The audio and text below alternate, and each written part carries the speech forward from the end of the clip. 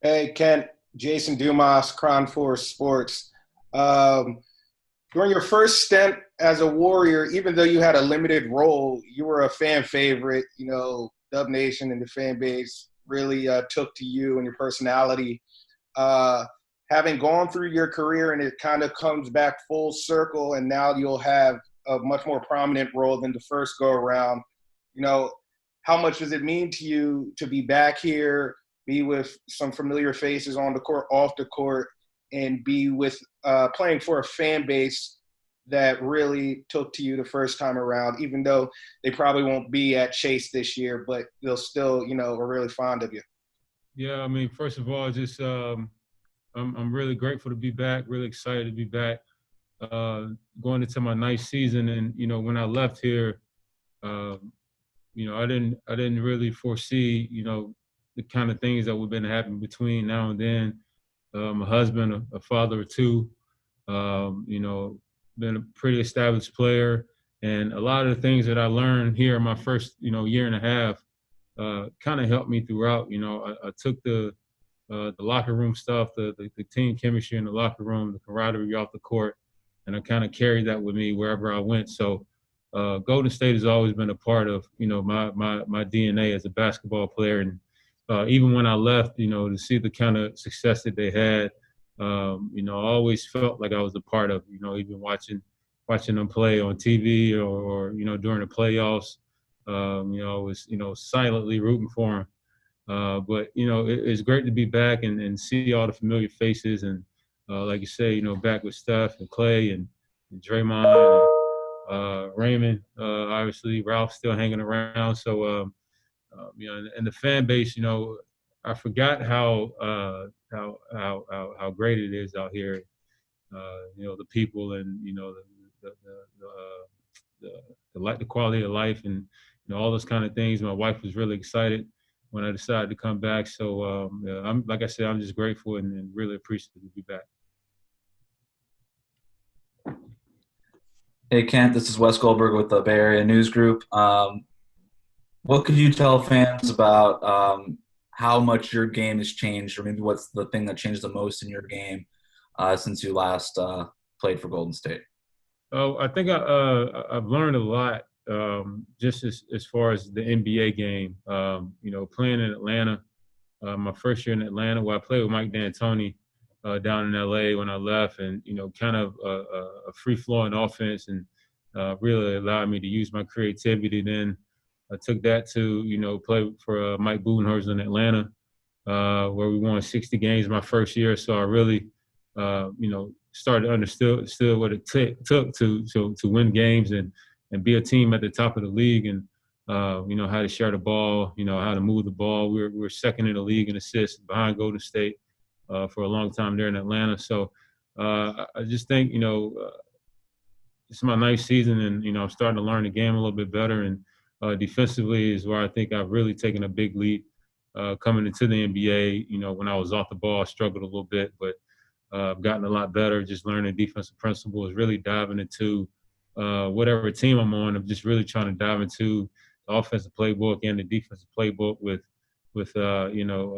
conversations with coaches and player development guys. Just really trying to learn as much as I can and see how I can really implement what I bring to the table to the game.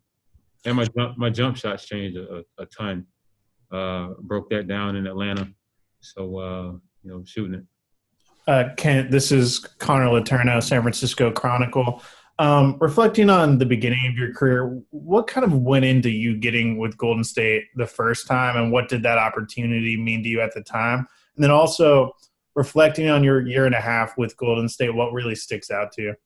The first time, so I didn't get drafted, obviously, and after the PIT, I worked out for Portland first, and then I worked out for Golden State next, and I had about 5 or 6 more workouts, and Golden State bought me back, and they bought in a guy that they were looking to draft, and he was my defensive assignment, and I did pretty well, and I got a shot on the summer league team, and Clay tore it up. And when Clay had his injury, I reached out to him and I told him, if you didn't light it up in Vegas, those 2 games, I don't know, where I would be. So, I'm grateful for that. And I got my foot in the door and, made the training camp, stuck around a little bit, hung around, and I really, tried to, help the team as best way I can. I was only averaging 4 minutes a game, but, cheering for my teammates turned into something, totally, it just blew it out of proportion. But, I really like that part of it because, it really made me appreciate the game of basketball. And when we talk about things coming back full circle, coming off a really big contract in Atlanta, to sign for minimum, it's never really, it made me think, it's not about the money. You can't buy happiness. And, being back here, I'm the happiest I've been in a very long time. And you just can't beat that. So as far as basketball, other than my, a couple stints in Atlanta, my couple years in Atlanta, this has been, my happy place in hoops. Given that Clay played a role, kind of an indirect role in you latching on in the NBA, what does it mean to you knowing that you're going to come in to try to help, not replace, but, provide some depth given his void, the fact that he's going to be missing this season? It means a lot. Obviously, you want him out there, one of the most talented people I've ever met. I mean, I remember my rookie season, he would just light me up, just coming off those screens and, using the size. And even when we play each other, we always have fun just going at each other a little bit. But, he's a guy that you won't be able to replace. I mean, there's not many people on this planet. You look at him and Steph as, one of the best shooting backcourts of all time. And, that's a tough shoe to fill. And I'm going to do, I'm going to be the best that I can be and do the best I can to help this team, get back to the top. What's up, Ken? It's Anthony Slater from The Athletic. What was your free agency period like? What kind of role did they pitch you on? And was Steph part of the recruitment process at all? Free agency was it was somewhat stressful. Obviously finishing the year, Sacramento had a really good year at Sacramento, and I was really looking forward to going back. Actually, they had a young team, De'Aaron Fox at the helm, Marvin Bagley, and I really felt like I could, take a really big leadership role there and help them, kind of get over the hump, rebuild a culture.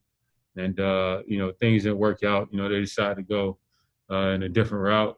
But, when Golden State came into the picture, I knew it would complicate things.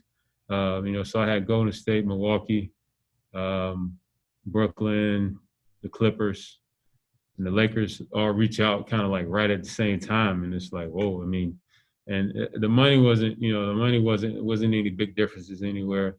But, you just kind of, look at Milwaukee restart. You look at,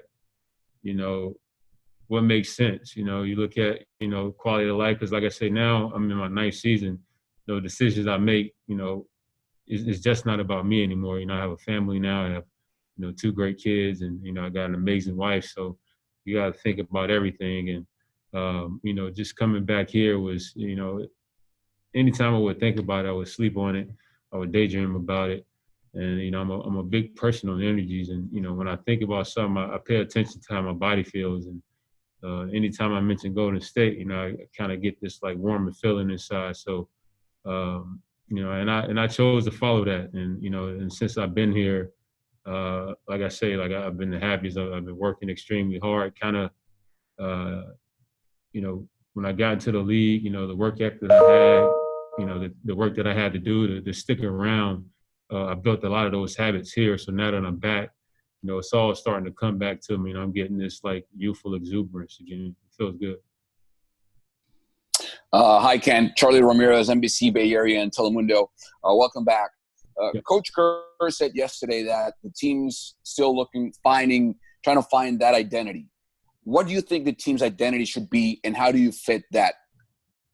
Well, I know we're going to compete every night. You always have to start there. And then defensively, I think this team has a lot of prowess as far as, length. I think we got a lot longer, a lot more athleticism than years past. Obviously the championship teams, when you had, Andre and Sean and David West. You know, he had those big vets coming off the bench. So I think we had a little bit of depth and a little bit of length, which goes a long way in this league. Having some versatility to play small ball or put some size out there, is a good benefit to have. As a coach. So Coach Kerr has been around. He's proved himself. Obviously, he's a world champion.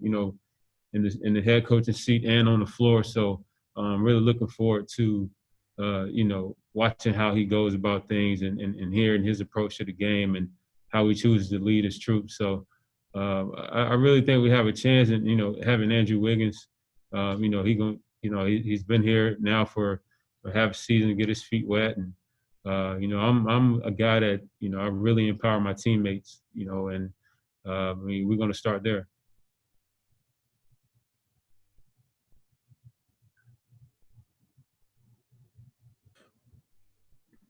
Kent, could you just tell us a little bit about your friendship with Steph? Obviously, you guys are really close. What has made that more than just kind of a coworker relationship and more of like a true friendship?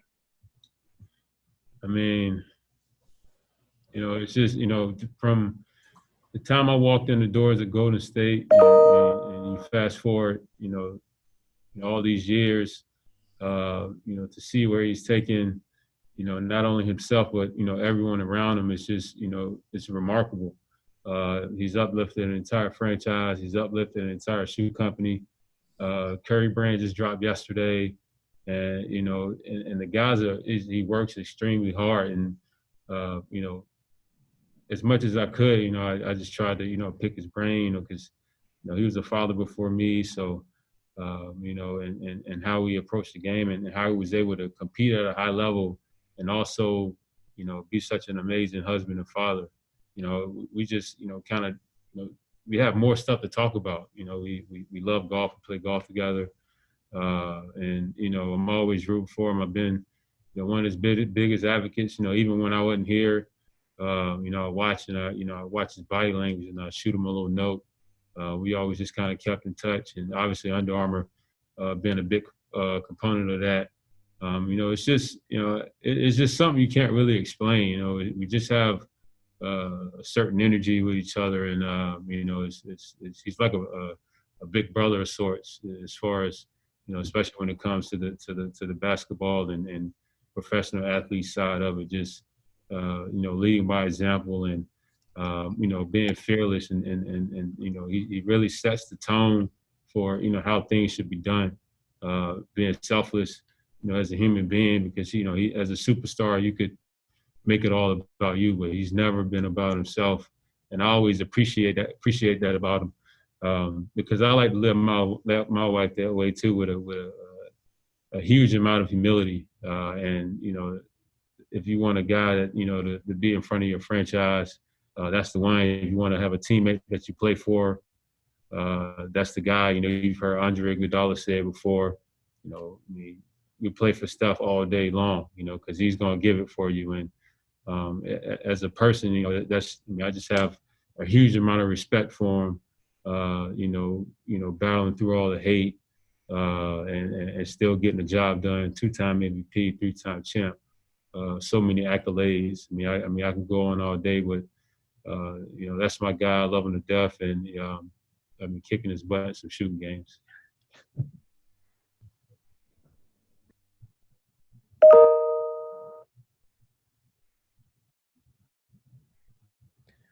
What do you think your role on this team will be? For me right now, I'm gonna bring the energy, man. I've always hung my hat on bringing the energy. We're going to, dive into the offensive playbook here in a little bit, and ball movements, cutting, slashing, and then defensively is where I'm gonna hang my hat. I'm gonna shut that water off, as they say. If a guy get it going, I'm your guy. So I'm gonna do what I've been doing to stay around these 9 years after not being drafted. Play to the best of my ability. Get some rebounds, get some steals, get some blocks, take a couple assists, couple corner threes, and smile my way, back into the playoffs.